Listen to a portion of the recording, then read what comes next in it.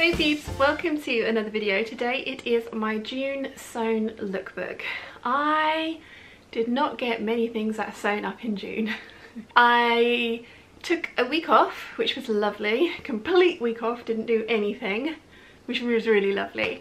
I have half sewn a dress, which is still on the dress form because I can't decide what I'm doing with the skirt on it. And then I've sewn 2 dresses, 2 tops and a poof. Let's talk about the dress that I am currently wearing. This is the Vogue 9357 and it is in the Lisa Chandler Melba fabric, and it's the all over print and then also the border print on the yoke and on the pockets. As you know, I've got 2 of these dresses. I've done a sew along for this pattern and I've got 2 of these dresses already, and it's a very strange pattern. The point of the... my cat's up there trying to get into my bag. The point of the dart is actually an inch above the apex point on the pattern, and I've shown you guys a picture of that and it is weird, very weird. Whilst I love my other 2 dresses, I did feel that I ended up with very pointy darts because my darts were huge because I used the D cup. I wanted to try and rectify that, so I tried splitting the dart in 2. I moved the dart down, I then split that dart into 2, and this is what I've come up with. I've actually only got a single dart in this bodice because I found that the double darts still got quite pointy. So it is a little bit pointy here, but because it's pointing at the fullness of my bust, because this is the lower dart that actually points at the apex, it doesn't look as pointy as when it was pointing up, when the dart was up here. However, it's given me a little bit of excess fabric around this area, which is a problem that I had with the very first lemon dress, and I know how to sort that out. I'm going to just open up the underarm seams, take in a little bit of excess from here and just fit that a little bit better. But I absolutely love this dress. I think it's gorgeous. I am so pleased. The pattern matching on this, the cutting out of this, it took me an entire day to cut this out because I wanted to make sure that I was pattern matching across the waistline and down the centre back of the bodice and the centre back of the skirt. I didn't match the waistline at the back because I didn't have quite enough fabric to do that, but I'm really pleased with the pattern matching and also the pattern placement. At one point I was going to put one of the blue medallions at the front here, and then I realised that I would end up with flower boobs, which I really didn't want, so we've gone for the pink flowers, the Waratah flowers in the middle, and they're mirrored on the giant pockets down here. I absolutely love these pockets. They are huge. They stand away from the body, which I feel gives the illusion that my waist looks smaller because they're adding bulk. Well, not adding bulk because they don't add bulk, but they're adding an illusion of more volume at my hips, which does then in turn make my waist look smaller, which I'm not mad about at all. I had wanted to use the big Waratah flower on the front here, but it's just too large and it would have looked slightly awkward, I feel, so I've used the actual smallest part of the border print and I think it's worked out really well. I have a little bit of this fabric left. I have quite a lot of this fabric left, not enough for another garment but enough for a bag for sure, so I should be making probably a matching bag to go with this dress because, you know, that's me. Whether I'll actually wear them out in public together or not, I don't know. But yeah, I'm really pleased with it. The reason that I've persevered with this pattern as much as I have is because I love the overall look on me. I like the silhouette. The skirt is full without being super giant, which means I can get this dress out of just under 3 meters of fabric, and I have many cuts of 3-meter fabrics in my wardrobe, in my fabric wardrobe. There will be more of this dress. I'm going to tweak the bodice a little bit more. It may even get to the point where I try and find a completely different bodice to put onto this skirt, and you know, definitely not saying no to that. I think an Anna bodice on this would look really cute. But I have enough Anna bodices. I need to find new ones. Yes, but yeah, overall really happy with this. Really pleased that I waited to cut this fabric out for the right pattern, and this is definitely it. So I'm very happy with this dress. Next up we have my third McCalls 7974. Now I've done a in-depth pattern review of this dress now. I've made 3 of them. I have also done an updated sew along for the bodice with the collar, because this one has a little collar on it, with these sleeves with the ties, and then also how to raise up the front neckline. Mine's by 1.5 inches, but this method should work for if you want to raise it up a little bit more. I may even go back and put an extra 1/2 inch on the next one, I mean, it's cleavage-tastic. I don't mind, I have nice cleavage, but it is cleavage-tastic. If you want to watch the in-depth review of this pattern, I will link it in the description box down below. I will say that I absolutely love this, and there are definitely going to be more of these in my future. I can imagine making more with these sleeves, with the longer sleeves, the bishop sleeves, and sleeveless. I love the collar on it. I think the collar is gorgeous and adds just an extra little touch that I really like. If you've watched the first part of the sew along for this, you will know that I've made 2 of these, and I did start a sew along following the pattern, and I hated how it was coming out, so I have gone back and fully lined the bodice, which I have done with this one as well, and including the sleeves. I tried to do the little keyholes in the sleeves according to the pattern with bias binding made from this fabric, and I found it really difficult, and it looked chunky and bulky, so I ended up lining the sleeves, fully lining the sleeves on this as well, and I think it's given me a really nice clean finish. There are other people out there who can definitely make the bias binding method work and look beautiful. I'm just not one of them. So this was my solution for getting my sleeve keyholes to look as good as they do, because if I do sew myself, they do look good. I love this dress. As I say, there will be more. I already have, I think there's about three fabrics in my wardrobe, my fabric wardrobe, that I can think that I would like to make this with. I have one planned for the autumn from a very 70s-tastic border print that I think is going to look epic, so there's going to be more of these in my future. I love this. It is actually a pattern that goes together relatively quickly as well, so highly recommend. Next up is a less successful make. It's a beautiful top. It's the Macaws 7542. Now this dress, this top is meant to have sleeves on it, and then there's many sleeve options that you can put onto this, but I saw the potential of this as a kind of like a shell top that wouldn't take too much fabric and would be really easy to wear in the hotter months.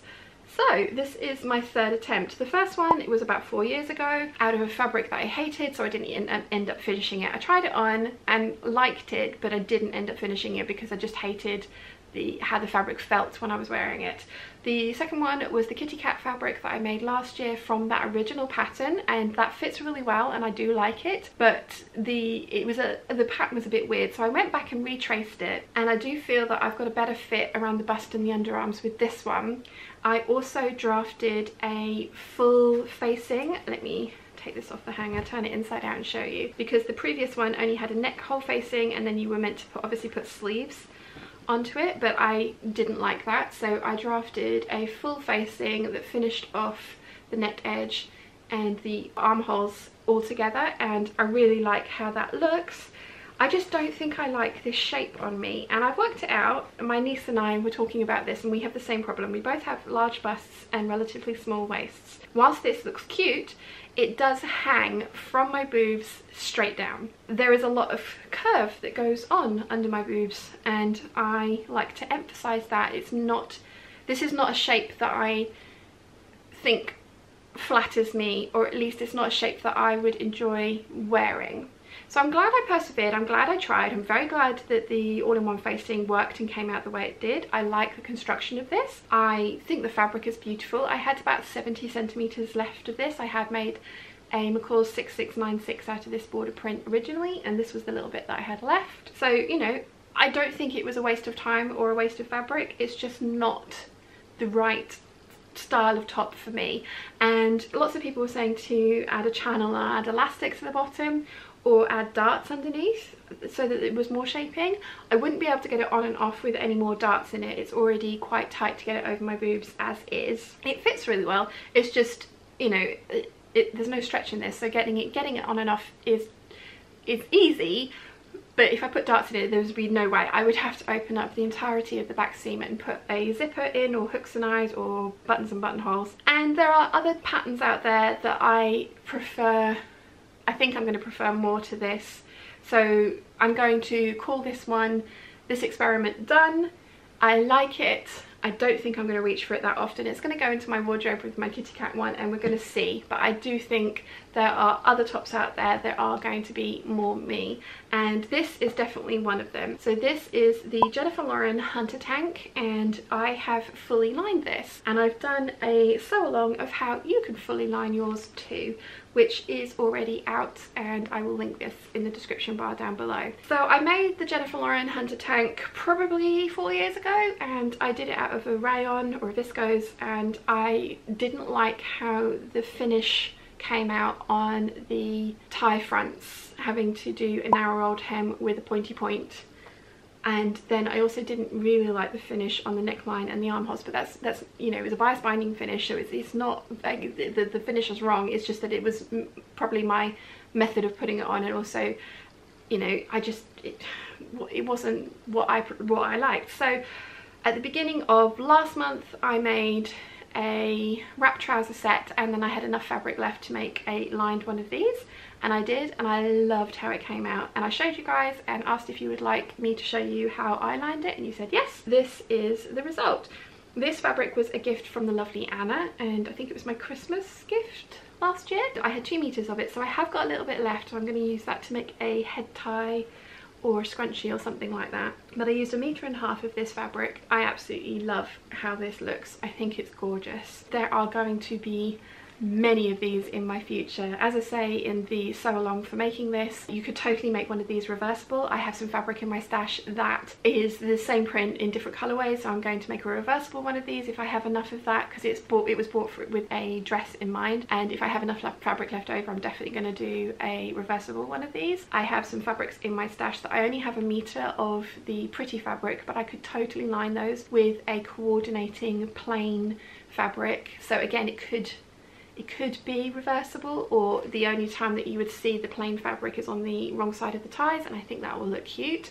So yes, there is going to be a lot more of these in my future, and I did sew both of these up in one day, so it will be one of those ones where I can churn out a couple of these a day for a while, go through my stash, whittle down some of the smaller scraps of fabric, and yeah, love this a lot. And then my final make for June is really heavy, and it's right next to me here, and if you want to have a laugh, you can watch me fight with this fabric during one of the live hangouts. Again, I'll link it in the description bar down below. So as you probably know, I have made myself some beautiful cushions out of some velvet from the Textile Express. I love them, they're beautiful, and I decided that I've been wanting to make the Closet Case Patterns poof for ages, because I produce, as you can imagine, a lot of scrap fabric, and we have a system. So we have anything that's 1 meter or over goes into my top making pile, sort of less than that goes into my bag making pile. Small scraps, but that you can still get like a 2 by 2 inch square out of, go into the quilting cotton scraps. Then anything smaller than that was going into a bag and been taken to H&M to be recycled. A few people pointed out to me that maybe H&M weren't doing that, and I tried to do as much research as I could, and as far as I could find out, H&M were recycling the fabric that was donated there. And you know, it was just a way of ethically getting rid of the scraps of fabric that I could not think of a use for. And then the Closet Case Patterns poof came out, and that's a great use for the scraps, because you make a footstool and then you fill it with all of your scraps. So you can probably hear this is rustling. This has got 6 plastic bags in there, because I haven't made a lining for this as yet. It's got 6 plastic bags of scraps in there, and it's still not full. It's probably going to take 7 or 8 bags of scraps to fully stuff this thing. So yeah, but I really like how it's turned out. I'm going to put a button, a navy button, self-covered button in the middle, because my points are not meeting properly. Any quilters out there will like go white with horror at the way that they want you to put the seams and stuff together on this thing. But yeah, I'm going to put a button in the middle. That's going to be fine. And I have done cording around the top and bottom edge to match my cushions. The bottom is just plain velvet, and yeah, I really like this. Really like this. Mum has been making one along with me at the same time. we need to find her some cording to match her fabric, and then she can finish hers, and then we can start stuffing hers as well. So I think it's going to take us a while to fully stuff these things, but once we have, we're then going to buy some towels from TK Maxx or somewhere similar, and we're going to turn those into dog beds, and we're going to use our fabric scraps to stuff the dog beds until they're full. Gonna basically make a big pocket, stuff it, finish it off, and then we're taking them to the RSPCA, because the RSPCA need lots and lots of dog beds, because washing dog beds is difficult for them and costs a lot of money and time and effort. So the more dog beds and cat beds and things like that that they have, the better. So that's what's going to be happening with our scraps going forward, and I'm really pleased about that. I don't want to waste fabric, I don't want to throw fabric away. So, you know, I was trying to find ethical ways of getting rid of the bits of fabrics that I just couldn't think of any use for, because I know some people out there keep everything and there's zero waste and it's amazing, and they use the selvages and it makes some amazing things, and that's kind of not really very me. I, as you know, like making garments.